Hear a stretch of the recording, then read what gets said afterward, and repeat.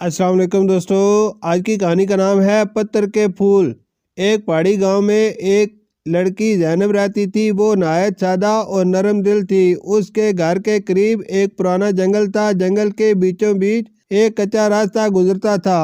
गांव के लोग अक्सर कहते थे कि इस जंगल में अजीबोगरीब चीजें मिलती हैं। कभी कोई अनोखी आवाज सुनता, कभी कोई रोशनी देखता। ज़ैनब को फूलों से बहुत मोहब्बत थी। वो रोजाना जंगल में जाकर जड़ी बूटियां और रंग बिरंगे फूल चुनती। एक दिन जब वो जंगल के गहरे हिस्से में गई तो उसने एक छोटा सा बाग देखा जिसमें फूल तो खिले थे मगर वो नरमो नाजुक नहीं थे बल्कि पत्थर जैसे सख्त थे। इनके रंग शोख और खूबसूरत थे मगर छूने पर लगता जैसे पत्थर को हाथ लगा रही हो।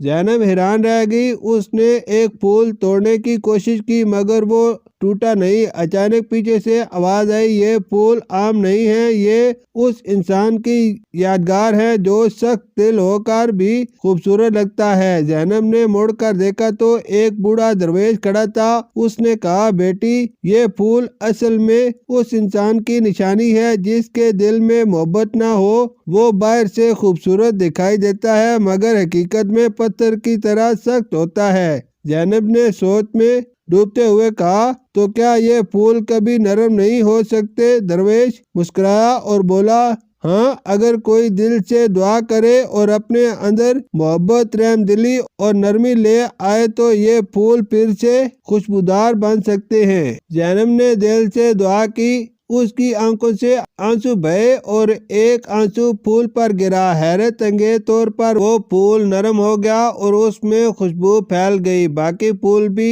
एक एक करके नरम और खुशबूदार हो गए। गांव के लोग जब ये खबर सुनकर वहां पहुंचे तो जंगल का वो कोना एक हसीन बागीचे में बदल चुका था। सब ने समझ लिया कि मोहब्बत और नरमी में वो ताकत है जो पत्थर को भी फूल बना सकती है। सबक: जिंदगी में असल खूबसूरती चेहरा या जाहिरी बनावट में नहीं बल्कि दिल की नरमी और मोहब्बत में है। सख्त दिल इंसान भी अगर मोहब्बत अपनाए तो उसकी जिंदगी खुशबू और रोशनी से भर सकती है। शुक्रिया।